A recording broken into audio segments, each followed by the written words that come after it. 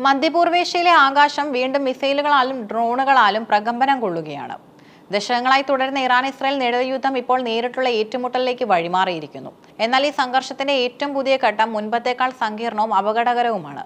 മുൻപ് അതിർത്തികളിലും സൈനിക താവളങ്ങളിലും മാത്രം ഒതുങ്ങി നിന്നിരുന്ന ആക്രമണങ്ങൾ ഇപ്പോൾ ശത്രുരാജ്യത്തിന്റെ നട്ടലായ പ്രതിരോധ വ്യവസായ ശൃംഖലകളെ ലക്ഷ്യം വെച്ചുള്ളതായി മാറിയിരിക്കുന്നു. ഇസ്രയേലിലെ പെത്തെ ടിക്കാവയിൽ സ്ഥിതി ചെയ്യുന്ന സുപ്രധാന ഡ്രോൺ നിർമ്മാണ കേന്ദ്രത്തിന് നേരെയുണ്ടായ ഇറാനിയൻ മിസൈൽ ആക്രമണം ഈ പുതിയ യുദ്ധതന്ത്രത്തിന്റെ പ്രകടമായ തെളിവാണ്. ഇസ്രയേലിലെ അതീവ സുരക്ഷയുള്ള വ്യവസായ മേഖലയിലാണ് എയ്റോസോൾ ഏവിയേഷൻ സൊല്യൂഷൻസ് പ്രവർത്തിച്ചിരുന്നത്. ഇസ്രയേൽ പ്രതിരോധ സേനയ്ക്ക് ആവശ്യമായ നിരീക്ഷണ ഡ്രോണുകൾ, ആക്രമണ ഡ്രോണുകൾ, ബോംബ് ഘടകങ്ങൾ, കൂടാതെ പൈലറ്റുമാർക്ക് ആവശ്യമായ അത്യാധുനിക ഹെൽമറ്റുകൾ എന്നിവ നിർമ്മിച്ചിരുന്ന സുപ്രധാനമായ ഒരു യൂണിറ്റായിരുന്നു ഇത്.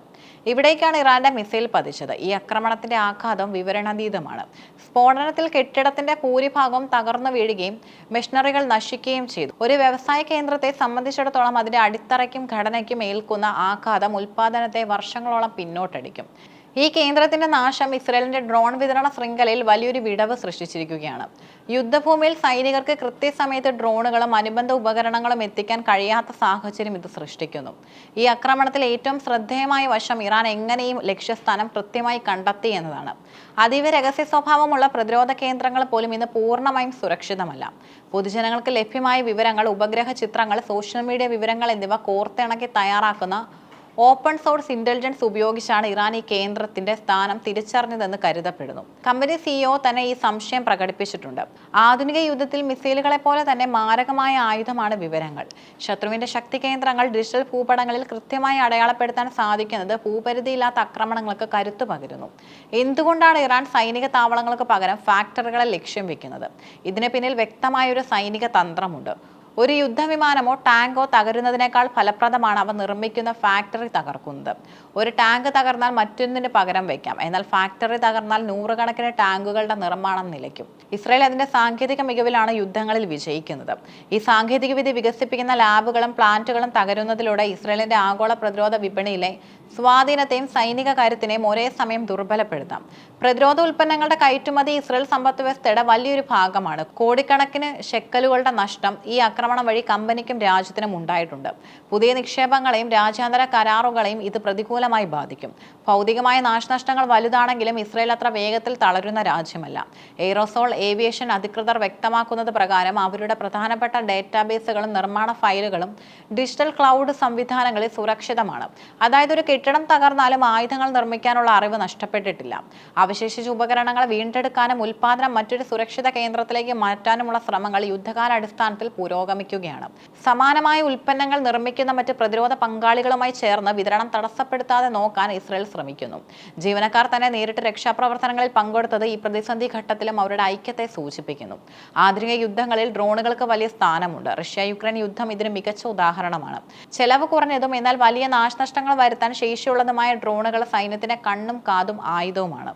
ഇസ്രയേലിന്റെ ഡ്രോൺ നിർമ്മാണ ശേഷി കേൾക്കുന്ന ഓരോ പ്രഹരവും ഹിസ്ബുള്ളയ്ക്കും ഹമാസിനും എതിരെയുള്ള അവരുടെ പോരാട്ടത്തെ ബാധിക്കും. ഇതുകൊണ്ടാണ് ഇറാൻ കൃത്യമായി ഡ്രോൺ ഫാക്ടറികളെ ലക്ഷ്യം വെക്കുന്നത്.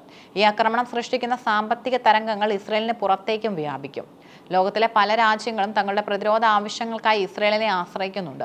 വിതരണത്തിൽ ഉണ്ടാകുന്ന കാലതാമസം ആഗോള തലത്തിൽ തന്നെ പ്രതിരോധ കരാറുകളെ ബാധിച്ചേക്കാം. പുനർനിർമ്മാണത്തിന് ആവശ്യമായ ഭീമമായ തുകയും പ്രവർത്തനങ്ങൾ മാറ്റുന്നതിലൂടെ ഉണ്ടാകുന്ന അധിക ചെലവും കമ്പനിക്ക് വലിയ വെല്ലുവിളിയാണ്. ഇൻഷുറൻസ് ക്ലെയിമുകളും സർക്കാർ സഹായങ്ങളും ഉണ്ടെങ്കിൽ പോലും പഴയ വേഗതയിൽ ഉൽപ്പാദനം പുനരാരംഭിക്കാൻ മാസങ്ങൾ വേണ്ടിവരും. ഇറാൻ ഇസ്രയേൽ സംഘർഷം ഇനി ഒരു ഭൂപ്രദേശത്തിന് വേണ്ടിയുള്ള പോരാട്ടമല്ല, ഇതൊരു മൾട്ടി ഡൊമൈൻ യുദ്ധമാണ്. സൈബർ ആക്രമണങ്ങൾ വഴി ബാങ്കിംഗ്, വൈദ്യുതി സംവിധാനങ്ങൾ തകർക്കാനും മിസൈലുകൾ വഴി വ്യവസായ കേന്ദ്രങ്ങൾ നശിപ്പിക്കാനും ഇരുപക്ഷവും ശ്രമിക്കുന്നു. പെതെ ടിക്കവയിലെ ആക്രമണം വരാനിരിക്കുന്ന വലിയ യുദ്ധങ്ങളുടെ ഒരു ലഘുചിത്രം മാത്രമാണ്. ശത്രുവിന്റെ സമ്പദ് വ്യവസ്ഥയുടെയും സാങ്കേതിക വിദ്യയുടെയും വേരുകൾ അറിയുക എന്നതായിരിക്കും ഇനി ഓരോ രാജ്യത്തിന്റെയും പ്രധാന ലക്ഷ്യം. ഇസ്രായേലി ആക്രമണത്തിന് എങ്ങനെ മറുപടി നൽകും എന്നതാണ് ഇപ്പോൾ ലോകം ഉറ്റുനോക്കുന്നത്. ഇറാന്റെ പ്രതിരോധ നിർമ്മാണ യൂണിറ്റുകൾക്കോ ആണവ നിലയങ്ങൾക്കോ നേരെ ഇസ്രായേൽ തിരിച്ചടിച്ചാൽ ഇത് മേഖലയിലെ ഒരു പൂർണ്ണ യുദ്ധത്തിലേക്ക് നയിക്കും. പെതെ ടിക്കവയിലെ ഡ്രോൺ നിർമ്മാണ കേന്ദ്രത്തിന് നേരെയുണ്ടായ ആക്രമണം ഒരു ഫാക്ടറി തകർന്ന സംഭവം മാത്രമല്ല, അത് യുദ്ധതന്ത്രത്തിൽ സംഭവിച്ച വലിയൊരു മാറ്റത്തിന്റെ വിളംബരമാണ്. സൈനികരെക്കാൾ ഉപരിയായി സാങ്കേതിക വിദ്യയും ഉൽപാദന ശേഷിയും ശത്രുക്കൾ ലക്ഷ്യം വെക്കുന്നു. ഇസ്രായേൽ തന്റെ പ്രതിരോധ ശൃംഖലയെ കൂടുതൽ വികേന്ദ്രീകരിക്കാനും സുരക്ഷിതമാക്കാനും ഈ സംഭവം പ്രേരിപ്പിക്കും. മധ്യപൂർവേഷ്യയിൽ സമാധാനം എന്നത് ഇപ്പോഴും ഒരു വിദൂര സ്വപ്നമായി അവശേഷിക്കുമ്പോൾ ഓരോ മിസൈൽ ആക്രമണവും ലോകത്തെ മറ്റൊരു സാമ്പത്തിക സുരക്ഷാ പ്രതിസന്ധിയിലേക്കാണ് തള്ളിവിടുന്നത്. പ്രതിരോധ വ്യവസായങ്ങളെ ലക്ഷ്യം വെച്ചുകൊണ്ടുള്ള ഈ രണ്ടാം മുന്നണി യുദ്ധം വരും ദിവസങ്ങളിൽ കൂടുതൽ കടുക്കുമെന്നത് ഉറപ്പാണ്. ശക്തിയല്ല, മറിച്ച് അതിജീവനത്തിനായുള്ള സാങ്കേതിക കരുത്തായിരിക്കും ഈ പോരാട്ടത്തിൽ നിർണായകമാവുക.